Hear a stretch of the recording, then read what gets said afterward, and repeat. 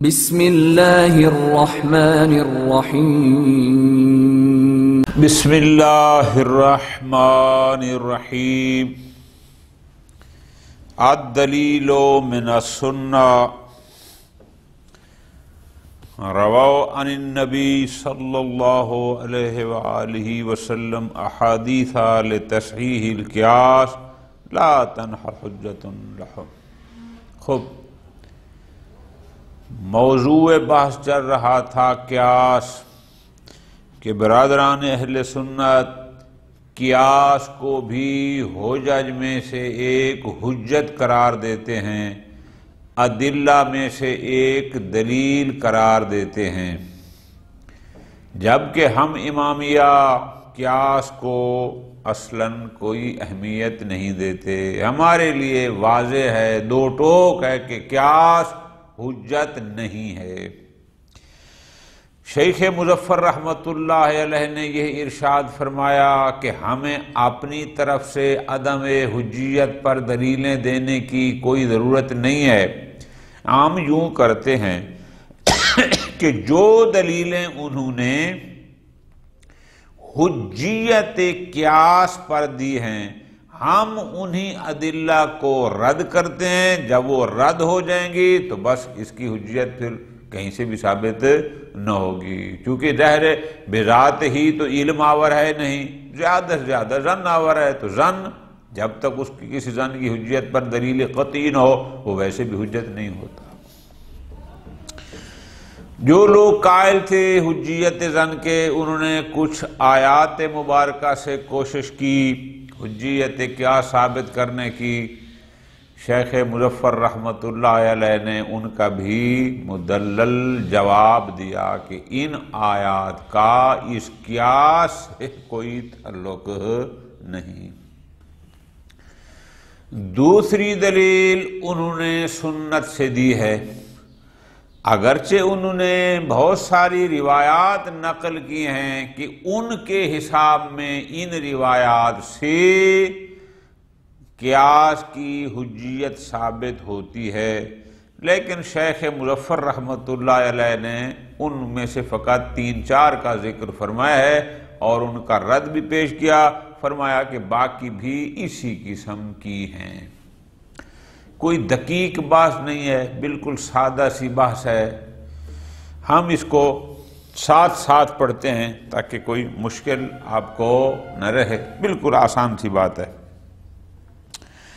الدلیل من السنہ، یعنی جو لوگ قیاس کی حجیت کے قائل ہیں، کتاب کے بعد سنت میں سے وہ جو دلیل دیتے ہیں ہم اس کو پیش کرتے ہیں۔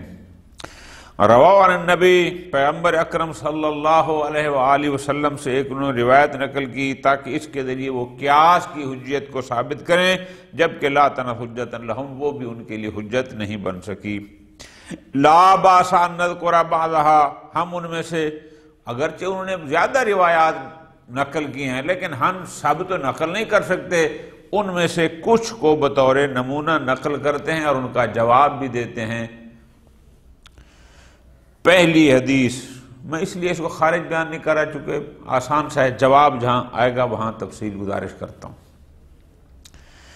پہلی حدیث الحدیث الماثور عن معاذ، یہ روایت منقول ہے معاذ سے۔ وہ کہتے ہیں کہ ان رسول اللہ صلی اللہ علیہ وآلہ وسلم بعثہ قاضیا الی الیمن، پیغمبر اکرم صلی اللہ علیہ وآلہ وسلم نے معاذ کو یمن کی طرف قاضی بنا کر، حاکم بنا کر بھیجا۔ وقال له فيما قال، جہاں پیغمبر اکرم صلی اللہ علیہ وآلہ وسلم نے اس کو اور ہدایات دی، ان میں ایک جملہ یہ بھی ارشاد فرمایا۔ حدیث کے مطابق جو انہوں نے نقل کیا ہے، یہ کہتے ہیں کہ پیغمبر نے اس سے کہا بِمَاذَا تَقْضِي اِذَا لَمْ تَجِدْ فِي كِتَابِ اللَّهِ وَلَا فِي سُنَّتِ رسول اللہ، کہ اگر آپ کے سامنے کوئی ایسا مورد آ جائے، کوئی ایسا مسئلہ آ جائے، کوئی ایسا فیصلہ آ جائے کہ اس بارے میں آپ کو کتاب اللہ اور سنت رسول اللہ میں سے کوئی آیت کوئی روایت فی الحال نہ مل رہی ہو کہ آپ کتاب کے ذریعے یا سنت کے ذریعے استنباط کر کے اس بارے میں اس کا فیصلہ کر سکیں، اس کے بارے میں بتا سکیں، تو آپ ایسی صورت میں کیا کریں گے؟ قال معاذ کہتے ہیں اجتہد رأیی، میں اجتہاد بالرأی یعنی اپنی سوچ اپنی فکر کو عمل میں لاؤں گا اور اس حوالے سے دیکھوں گا، ولا آلو، اور کوئی سستی کوئی کوتاہی کوئی تساہل نہیں کروں گا۔ اچھا، یہ اس نے کہا اجتہد برأیی، یعنی میں اجتہاد اپنی رائے اپنی سوچ کے مطابق اجتہاد کروں گا، کوئی کوتاہی سستی نہیں کروں گا۔ فقال صلی اللہ علیہ وآلہ وسلم الحمدللہ الذی وفق رسول اللہ، حمد ہے اس ذات اقدس کے لیے جس نے رسول اللہ کے رسول کو، چونکہ یہ نمائندہ بن کے جا رہا تھا یمن کی طرف، موفق فرمایا لما یرضا، وہ کرنے پر کہ جس پر اللہ کا رسول راضی ہے۔ یہ روایت ہے جو وہ کرتے ہیں۔ قالو، جو حضرات اس روایت سے قیاس کی حجیت کو ثابت کرتے ہیں، اب ان کا ذرا استدلال دیکھیں۔ وہ کہتے ہیں قد اقر النبی الاجتہاد بالرأی، اس نے کہا اجتہد رأیی، پیغمبر نے بھی اس کے اجتہاد بالرأی کو رد نہیں فرمایا، بلکہ اس کا اقرار کیا، اس کی تقریر کی ہے کہ ٹھیک ہے۔ وفقہ کا جملہ ارشاد فرمایا، توجہ کرنا میری جان، اجتہاد بالرأی دو قسم کا ہوتا ہے۔ ایک اجتہاد بالرأی یہ ہے کہ وہ اپنی سوچ اور فکر پر عمل کرے جو ذہن میں آیا اور اس کی کوئی بنیاد نہ ہو، اور ایک اجتہاد بالرأی یہ ہے کہ بنیاد ہو اور آسان۔ ایک دفعہ بنیاد سے مراد یہ ہے کہ وہ دیکھتا ہے اسی جیسے مسئلہ میں، اسی جیسے مورد میں جو چیز یہاں پائی جاتی ہے یہ فلاں جگہ بھی ہے اور اس پر تو یہ حکم ہے، لہذا اس حکم کو وہ اس پر لاگو کرتا ہے، یہ ہو جائے گا اجتہاد بالرأی، لیکن اس کی کوئی بنیاد ہے کہ اس نے کہاں سے یہ لیا ہے۔ اور ایک اجتہاد بالرأی ہے کہ کوئی بنیاد نہ ہو، بس اس کے اپنے ذہن میں ایک بات آئی اور اس نے وہ حکم لگا دیا، کہاں سے لیا ہے یہ نہ لیا ہو۔ اب غور کرو، یہ لوگ کہتے ہیں قد اقر النبی الاجتہاد بالرأی، اس نے جو کہا اجتہدوا بالرأی، پیغمبر نے اس اجتہاد بالرأی کی تقریر فرما دی، پیغمبر نے نہیں نہیں فرمائی، روکا نہیں ہے۔ اچھا جی، وَاجْتِهَادُ الرَّأْيِ لَا بُدَّ مِنْ رَدِّهِ إِلَىٰ أَصْلٍ، اور اجتہاد بالرأی ضروری ہے کہ اس اجتہاد بالرأی کی بھی کوئی بنیاد ہو، کوئی اصل ہو جہاں سے وہ لے رہا ہو۔ وَإِلَّا، چونکہ اگر کوئی بنیاد نہ ہو، بس اس کے اپنے ذہن میں ایک بات ہے، جو ایسا اجتہاد ہے کانا رأیًا مرسلا، یہ رائے مرسل، جس کا کوئی سر پیر نہیں ہے، جس کی کوئی بنیاد نہیں ہے، اس کی تو ویسے بھی کوئی اہمیت نہیں ہوتی۔ پس والرأی المرسل، جو اپنی رائے ہو، جس کا کوئی مبنی نہ ہو، جس کی کوئی بنیاد نہ ہو، کچھ بھی نہ ہو، وہ معتبر نہیں ہے۔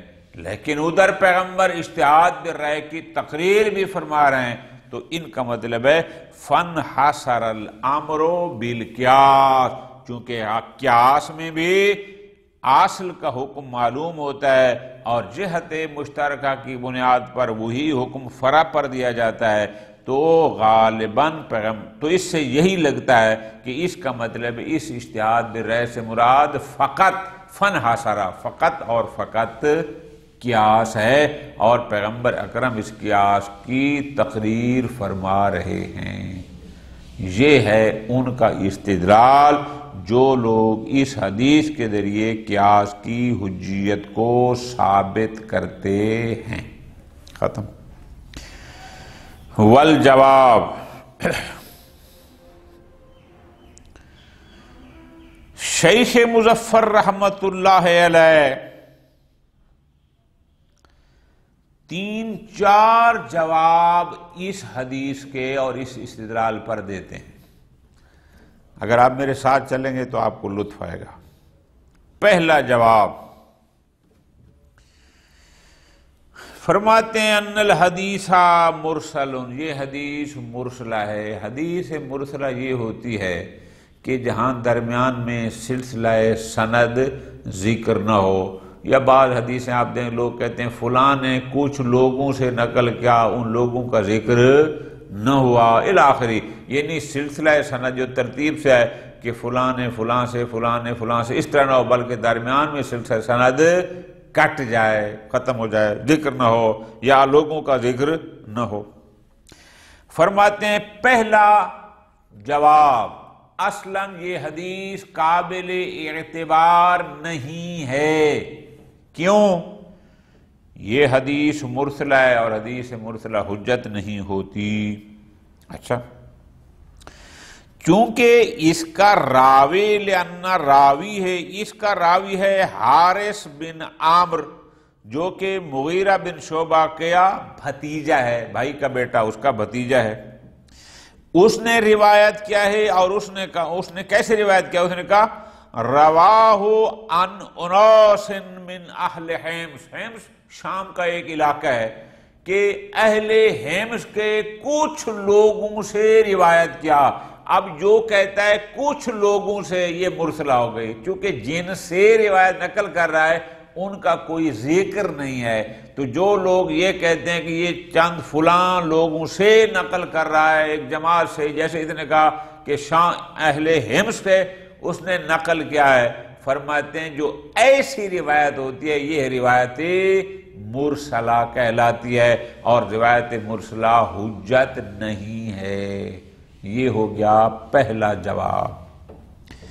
نمبر 2، دوسرا جواب، ثم الحارث ھذا نفسہ مجہول، یہ جو حارث بن عامر ہے یہ خود مجہول الحال ہے۔ دوسرا جواب، اچھا، لا یدری احد من ہوا، کسی کو پتہ نہیں کہ یہ حارث کون ہے، اس کی تفصیل علماء علم رجال کے پاس نہیں ہے۔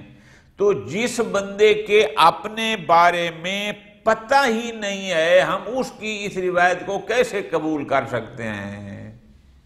من ہوا یعنی علماء علم رجال جانتے ہی نہیں ہے کہ من ہوا یہ کون ہے۔ وَلَا يُعْرَفْ لَهُ غَيْرُ هَذَا الْحَدِيثِ، اور اس ایک حدیث کے علاوہ کوئی اور حدیث اس سے نقل ہی نہیں ہوئی، نہ اس بندے کی اپنی ذات کے متعلق معلومات ہیں، نہ اس حدیث کے علاوہ کوئی اور حدیث اس کے طرف سے منسوب ہم تک پہنچی ہے۔ تو ایسے بندے کی نقل کردہ حدیث کہاں سے حجت ہو گئی؟ یہ 2 جواب ہو گئے۔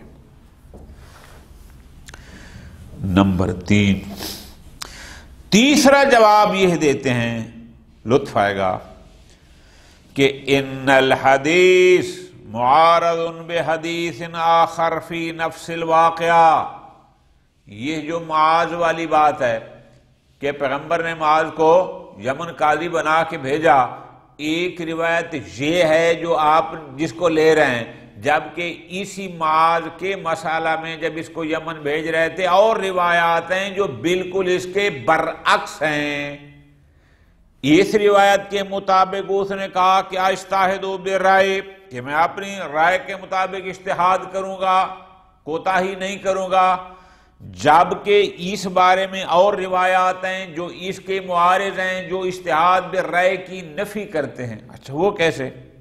ارجاء فی ہے، اسی معاذ کے بارے میں اور روایات ہیں۔ اس روایت میں یہ لفظ آیا کہ جب اس نے کہا کہ آپ کیا کریں گے، بلکہ پیغمبر نے اس کو یوں فرمایا لا تقذجن ولا تفضلن الا بما تعلم، جب تک علم نہ ہو، یقین نہ ہو، کوئی فیصلہ ہرگز نہ کرنا، کسی کو کسی پر کوئی فضیلت نہ دینا، جب تک تمہیں علم نہ ہو۔ اچھا آگے فرماتے ہیں وَإِنْ أَشْكَلَ عَلَيْكَ أَمْرٌ، اور اگر کوئی معاملہ، کوئی مورد ایسا آ جائے جو تیرے لیے مشکل ہو، جہاں تو اسے فیصلہ نہ ہو سکے، فَقِفْ، توقف کر، ٹھہر جا، کوئی فیصلہ نہ کر، حَتَّى تَتَبَيَّنَهُ، یا خود اس کو تبین کر، یعنی تحقیق کر، تاکہ تحقیق کے بعد جو اصل حقیقت ہے وہ کھل جائے اور حقیقی حکم اور فیصلہ تمہیں معلوم ہو جائے۔ یا تکتب الیہ، میری طرف لکھ کے بھیج دے کہ یا رسول اللہ یہ ایک مورد پیش آیا ہے، مجھے اس کے بارے میں سمجھ نہیں آ رہی، آپ بتائیں میں کیا کروں۔ بات سمجھ آ گئی؟ اب یہ حدیث بالکل اس کے مخالف ہے جو کہتی ہے کہ اجتہد و رائے۔ یہاں تو پیغمبر فرما رہے ہیں توقف کر، تبین کر، میری طرف لکھ کے بھیج، میں پھر بتاؤں کہ اس مورد میں کیا کرنا ہے۔ شیخ مظفر فرماتے ہیں فَأَشْدَرُ بِذَلِكَ الْحَدِيث، اب وہ جو پہلی حدیث ہے، اول تو مرسلہ ہے، پھر جو اس کا راوی ہے وہ خود مجہول الحال ہے، نمبر 3 اس کے علاوہ کوئی اس نے اور حدیث نقل ہی نہیں کی، تو فرماتے ہیں مناسب یہ ہے کہ ہم یہ کہیں ان یکون موضوعا علی الحارث، یا کسی نے حدیث گھڑ کے حارث کی طرف نسبت دے دی، او من ہو، یا اس نے اپنی طرف سے گھڑ لی، ورنہ یہ حدیث اس کے بالکل مخالف ہے، اور دیگر نصوص اور آیات کے بھی مطابق یہ دوسری والی حدیث ہے، نہ کہ پہلی والی۔ 3 جواب ہو گئے، لہذا یہ حدیث قیاس پر دلیل نہیں بن سکتی۔ چوتھا جواب یہ ہے کہ لا حصر فیما ذکروا، انہوں نے کہا تھا نا فانحصر الامر بالقیاس، کہ اس حدیث کی روشنی میں اجتہاد بالرأی کا مطلب ہے فقط اور فقط قیاس۔ فرماتے ہیں نا، اجتہاد بالرأی کا مطلب فقط اور فقط قیاس نہیں ہے۔ قد یراد من الاجتہاد بالرأی، اجتہاد بالرأی کا مطلب یہ بھی ہو سکتا ہے استفراغ الوسع فی الفحص عن الحکم، کہ اس مورد کے حکم واقعی کو جاننے کے لیے اپنی پوری کوشش خرچ کرنا، یعنی مکمل تحقیق کرنا کہ اس مورد پر حکم شرعی کیا ہوگا، یہ بھی اجتہاد بالرأی ہے، کہ میں نے اپنی پوری کوشش کی، پوری تحقیق کی، پوری محنت کی، تب میں نے نتیجہ یہ نکالا کہ اس کا یہ حکم ہے، یہ بھی اجتہاد بالرأی ہے۔ خوب، وَلَوْ بِالرُّجُوعِ إِلَى الْعُمُومَاتِ أَوِ الْأُصُولِ، عمومات کو دیکھا، قواعد و ضوابط کو دیکھا، یہ اجتہاد بالرأی ہے کہ اس نے اپنی پوری کوشش کی۔ وَلَعَلَّهُ يُشِيرُ إِلَى ذَلِكَ، اور جو آخری جملہ آگے آیا، اگر حدیث کو مان لیں، اس میں یہ بھی آیا نا وَلَا آلُو، کوئی کوتاہی نہیں کروں گا، سستی نہیں کروں گا، تو اس کا مطلب میں پوری کوشش خرچ کروں گا۔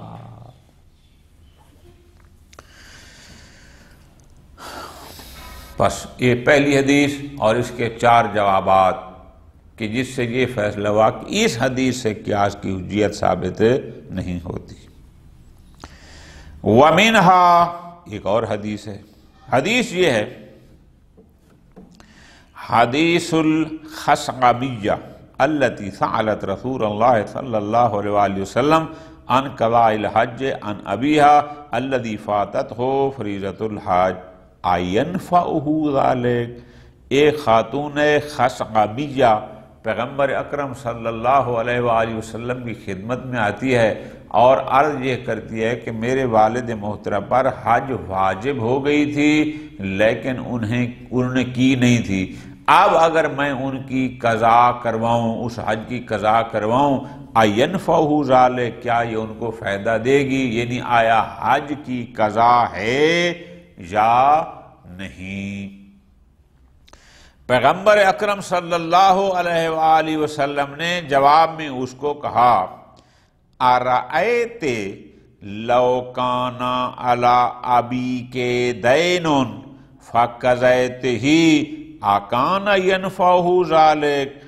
آپ کیا سمجھتی ہیں اگر تیرے والد پر کسی بندے کا کوئی قرض ہوتا، یعنی مالی قرض ہوتا، اور وہ قرضہ والد کا تو ادا کرتی، تو کیا تیرا والد کی نیابت میں قرض کو ادا کرنا یہ اس کو فائدہ دے گا؟ قالت نعم، اس نے فوراً کہا یا رسول اللہ بالکل، میرے والد کی پر بوجھ تھا مالی، میں نے دے دیا، فائدہ دے گا۔ پیغمبر نے فرمایا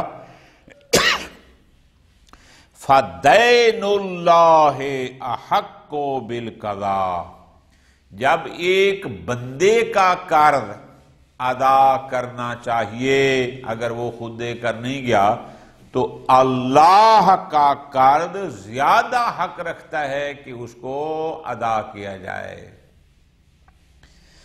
قالو، اب یہ حدیث ہو گئی۔ انہوں نے کیا کہا؟ انہوں نے استدلال کیا فَأَلْحَقَ الرَّسُولُ دَيْنَ اللَّهِ بِدَيْنِ الْآدْمِيِّ فِي وُجُوبِ الْقَضَاءِ، کہ پیغمبر اکرم صلی اللہ علیہ وآلہ وسلم نے دین اللہ کو دین العبد کے ساتھ ملحق کیا، کہ جیسے بندوں کا قرضہ دینا واجب اور لازم ہوتا ہے، اللہ کا قرضہ اور دین بھی اسی طرح ہے، یعنی دین الہی کو ملحق کر دیا گیا دین آدمی پر۔ ہوا عین القیاس، یہ عین قیاس ہے، پس پیغمبر نے قیاس کے ذریعے قضائے حج کو ثابت کیا۔ والجواب، شیخ مظفر نے پہلے مرحلے پر تو یہ کہا کہ آپ قیاس کی حجیت کو ثابت کرتے کرتے پیغمبر اکرم صلی اللہ علیہ وآلہ وسلم کی بھی توہین کے مرتکب ہو گئے ہیں۔ کیسے توہین رسالت؟ اگر آج کا دور ہوتا پاکستان میں تو ان پر ایف آئی آر کٹ جاتی توہین رسالت کی۔ کیسے توہین رسالت؟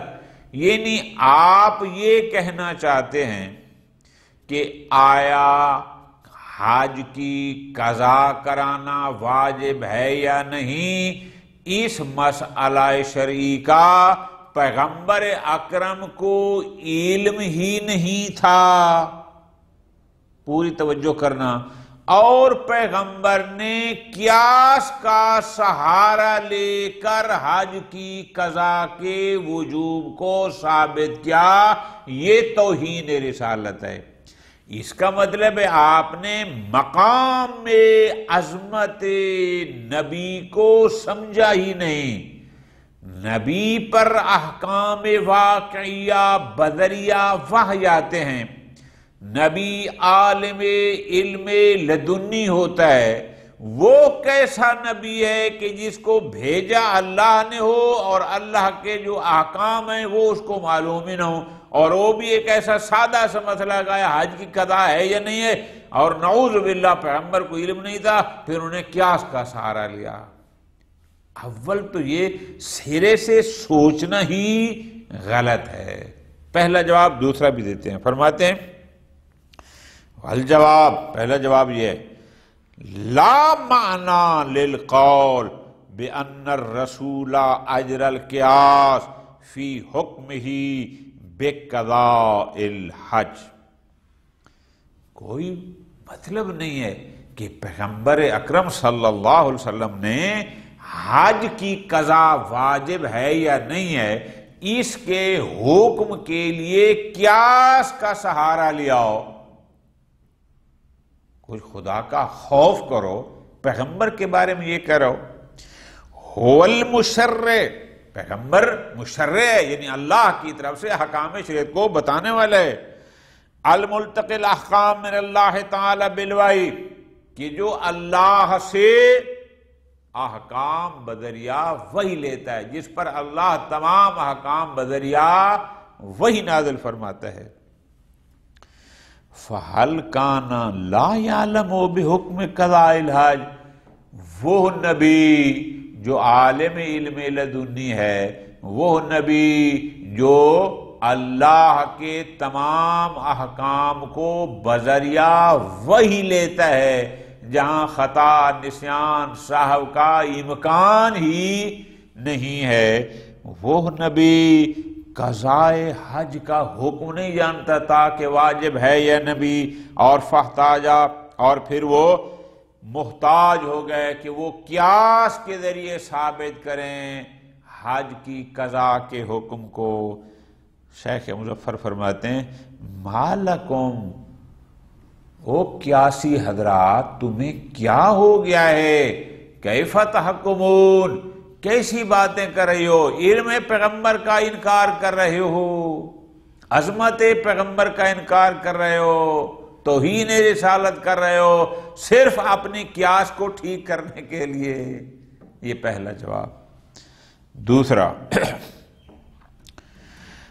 انما المقصود من الحدیث علی تقدیر صحت، اول تو بحث ہے کہ یہ حدیث صحیح ہے بھی صحیح یا نہیں، دوسرے مرلے میں فرض کرو ہم اس حدیث کو صحیح مان بھی لیں، جیسے پچھلی حدیث کا آخری جواب یہی تھا، چلو ہم ایک مان لیتے ہیں کہ صحیح ہے، لیکن صحیح ہے تو اس کا مطلب یہ نہیں کہ پیغمبر قضائے حج کا قیاس کریں قضائے دین آدمی پر، بلکہ تنبیہ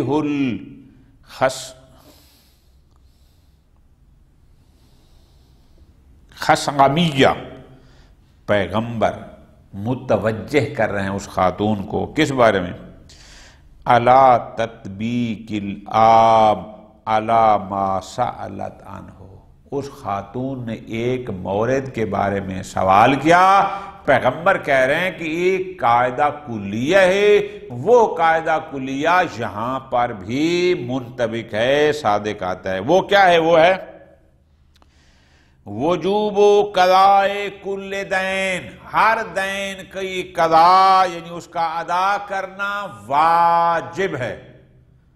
اب جو دین ہے وہ چاہے دین آدمی ہو چاہے دین الہی ہو، اس سے فرق نہیں پڑتا۔ فرماتے ہیں اذ خفی علیہا، خاتون کو یہ کلیئر نہیں تھا کیا کہ ان الحج مما یعد من الدیون، کیا حج بھی ان دیون میں شمار ہوتی ہے کہ جن کا قضا کرنا میت کی طرف سے واجب ہوتا ہے یا نہیں؟ پیغمبر نے اس کو متوجہ کیا کہ ہاں جب قانون آ گیا کہ ہر دین کی قضا واجب ہے تو یہ بھی دین اللہ ہے، اس کی قضا بھی واجب ہے۔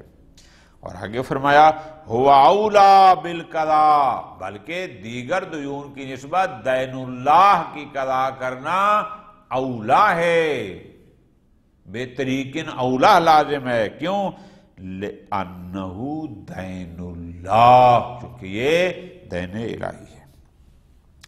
ولا شک فی ان تطبیق العام علی مصادیقہ المعلومہ، بھائی ایک حکم عام کو اس کے افراد پر منطبق کرنا کہ یہ حکم اس فرد پر بھی منطبق ہے، اس پر بھی ہے، الاخری حکم عام کو کی تطبیق کرنا اس کے مصادیق پر، لا یحتاج الی تشریع جدید غیر تشریع نفس العام، یہ کسی نئی حکم کی محتاج نہیں، بلکہ وہی حکم جو پہلے سے ایک حکم عام ہے جس جس فرد پر منطبق ہوگا بس وہی حکم آتا جائے گا، اس کے لیے کوئی علیحدہ سے حکم بنانے کی ضرورت نہیں ہے، چونکہ انطباق قہری ہے۔ وَلَيْسَ هُوَ مِن نَوْعِ الْقِيَاسِ۔ دیکھو جی، جب آپ کہتے ہیں الکذب قبیح، اب میں اگر فرض کرو کذب کا ارتباق کروں گا تو میرے اوپر بھی حکم کب آ جائے گا، میں مانوں یا نہ مانوں، اگر کذب ہے تو کب کا حکم آ جائے گا، یہ قہری ہے، اس لیے کہ حکم عام سب کے لیے ہے، یہ قیاس شمار نہیں ہوتا۔ آگے فرماتے ہیں وَلَا يَنْقَضَ الْعُجْبُ عَجَبٌ مِمَّنْ يَذْهَبُ إِلَىٰ عَدَمِ وُجُوبِ قَضَاءِ الْحَجِّ وَلَا صَوْمِ كَالْحَنَفِيَّةِ۔ حیرانگی مجھے اس بات کی ہے کہ یہ لوگ جو ایک طرف کہتے ہیں کہ روزے اور حج کی قضا نہیں ہے، اور دوسری طرف کہتے ہیں کہ دین الناس احق بالقضاء ثم یستدل بہذا الحدیث، اور پھر اس حدیث کو حجیت قیاس پر لے آتے ہیں۔ بھئی اگر تمہارے نزدیک یہ حدیث درست ہے تو پھر آپ حج کی قضا کے وجوب کا انکار کیسے کرتے ہیں؟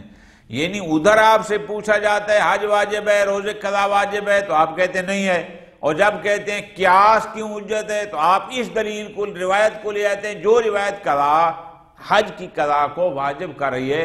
تعجب ہمیں اس بات پر ہے کہ یہ کس قسم کے استدلالات ہیں۔ وَمِنْهَا، ایک اور حدیث وہ ثابت کرتے ہیں، دلیل دیتے ہیں، حدیث بیع الرطب بالتمر، کہ ایک معاملہ ہوتا ہے، 1 کلو تازہ کھجور دے کر 1 کلو خشک کھجور لی جاتی ہے، تو سوال ہوتا ہے کہ آیا یہاں پر ربا ہوگا یا نہ ہوگا، یہ سود کے زمرے میں آتی ہے یا نہیں؟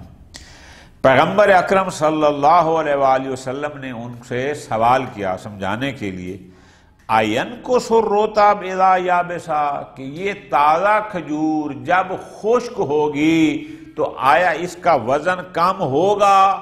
یعنی ابھی تو کلو کے برابر میں کلو ہے، لیکن جب تازہ خشک ہوگی تو یہ کلو سے کم ہوگی۔ فَلَمَّا أُجِيبَ بِنَعَمٍ، جواب دے گا بالکل ظاہر ہے، جب یہ تازہ ہے لیکن جب خشک ہوگی تو اس کا وزن کم ہو جائے گا۔ تو پیغمبر نے فرمایا فَلَا إِذَنْ، اس وقت یہ جائز نہیں ہے۔ اچھا، اب وہ کیا کہتے ہیں کہ یہاں پر پیغمبر نے قیاس کیا ہے کہ اگر خشک ہوگی فلاں، جواب یہ ہے کہ ان ھذا الحدیث علی تقدیر صحت، اول تو یہ ہے کہ اس حدیث کی سند کو دیکھنا ہے، چلو ہم مان لیتے ہیں کہ حدیث صحیح ہو بھی صحیح، تو یہ بھی اس حدیث خشعبیہ کی طرح ہے۔ پیغمبر یہاں کیا فرمانا چاہتے ہیں؟ فرماتے ہیں التنبیہ علی تطبیق العام علی احد مصادیقہ الخفیہ، قانون عام یہ تھا کہ جب 2 چیزیں ہم جنس ہوں ان میں تفاضل جائز نہیں ہے، چاہے وہ تفاضل بالفعل ہو کہ ابھی کلو کے مقابل میں 1.25 کلو، یا تفاضل بالقوہ ہو کہ ابھی تو کلو کے مقابل میں کلو ہے لیکن 1-2 دن میں یہ کلو کم ہو جائے گا۔ فرماتے ہیں یہ قانون سمجھا رہے ہیں کہ ربا، سود کہاں ہوتا ہے؟ 2 چیزیں ہوں ہم جنس، گندم کے بدلے میں گندم، آٹے کے بدلے میں آٹا، چاول کے بدلے میں چاول، چینی کے بدلے میں چینی، تو یہاں سود کیا ہے؟ کلو کے بدلے میں 1.25 کلو، یہ جائز نہیں ہے۔ تو پیغمبر اس میں یہ فرما رہے ہیں کہ یہاں پر اس قانون کی تطبیق ہے کہ چاہے بالفعل تفاضل ہو چاہے بالقوہ، یہاں بالقوہ ہے، 1-2 دن میں جو ہی وہ کھجور جو تازہ خشک ہوگی وہ کم ہو جائے گی، بس ایک زیادہ اور ایک کم، یہ تفاضل ہے۔ لیس ہوا من القیاس فی شیء، اس میں قیاس کہاں سے آ گیا؟ یہ تو ایک قانون کلی کوئی مصادیق کو بیان کیا جا رہا ہے کہ جیسے تفاضل بالفعل ہو تو وہاں ربا ہوتا ہے اور وہ جائز نہیں ہے. اسی طرح اگر بالقوہ ہو تو یہ بھی اسی کے مصادیق میں، یہ بھی جائز نہیں ہے. وَكَذَلِكَ يُقَالُ فِي أَكْثَرِ الْأَحَادِيثِ الْمَرْوِيَّةِ فِي الْبَابِ عَلَىٰ أَنَّهَا بِجُمْلَتِهَا مُعَارَضَةٌ بِأَحَادِيثَ أُخَرَ يُفْهَمُ مِنْهَا النَّهْيُ عَنِ الْأَخْذِ بِالرَّأْيِ مِنْ دُونِ الرُّجُوعِ إِلَى الْكِتَابِ وَالسُّنَّةِ. بہت ساری روایات موجود ہیں، وہ روایات بڑے واضح الفاظ میں کہتی ہیں کہ کتاب اور سنت کی طرف رجوع کرنے کی بجائے یا اس کے مقابل میں اپنی رائے پر عمل کرنا یہ درست نہیں ہے. لہذا روایات کے ذریعے حجیت قیاس ثابت نہیں ہو سکتی. وصلی اللہ علی محمد وآل محمد.